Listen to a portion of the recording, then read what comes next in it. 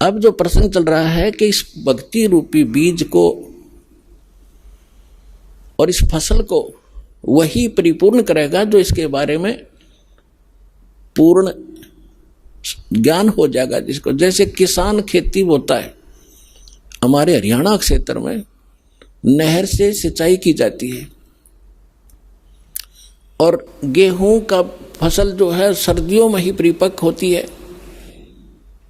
दिसंबर जनवरी के महीने में यहाँ इतनी भयंकर गर्म सर्दी पड़ती है, शीत लहर चलती है, हम अपने कमरे कक्ष बंद करके रजाई ओढ़ के कंबल जोड़ते हैं या कोई हीटर वगैरह लगा के अपने को ताप प्राप्त कराते हैं। और उस समय उस किसान का खेतों में पानी लगाने का नहर का समय होता है। अब उस सर्दी को देखे कोई बाहर ना निकले, पड़ोस के दूसरे घर में भी जाना हो तो इन्हों सोचा सुबह जाऊंगा, अब तो बहुत ठंड है बाहर, आलस कर जाएगा।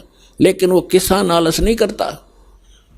इतनी काली पीली रात होती है, ऊपर से सर्दी गिर रही होती है, भयंकर तेज हवा चल रही होती है, और वो खेत में पहुंच जाता कस्सी लेकर, और जो कंबल वगैरह छोटा मोटा ले रखा उसको भी रख देता है एक तरफ। उस समय जब वो पानी लगाने लगता है और घुटनों पानी में खड़ा हो जाता है और ऊपर से शीत लहर चल रही होती है, तो वो अपने उस मार्ग का, उस फसल को परिपक्व करने का पूर्ण मास्टर है।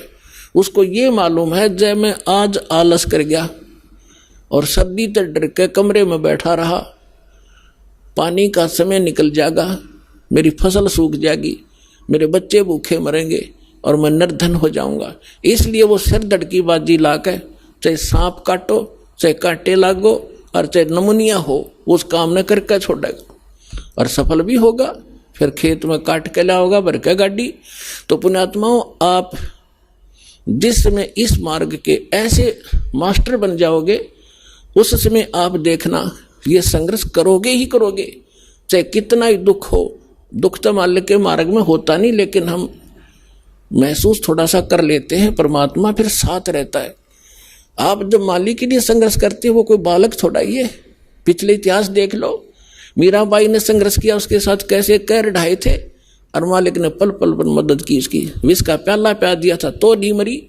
विष का गुण है, नाश कर देता है बॉडी को, और परमात्मा ने गुण बदल दिया भक्त के कारण। तो उसके हाथ में सब पावर है। तो हम अपने भगवान को, उस समर्थ परमात्मा को पहचान कर और इस मालिक के मार्ग को ग्रहण करके फिर इतना दृढ़ होकर चलना पड़ेगा आपने। फिर सफलता देखियो, फिर इसका फल देखना, यहाँ भी सुख होगे और सतलोक में जाओगे सीधे जहाज में बैठ के। ये गारंटी देता है दास आपको।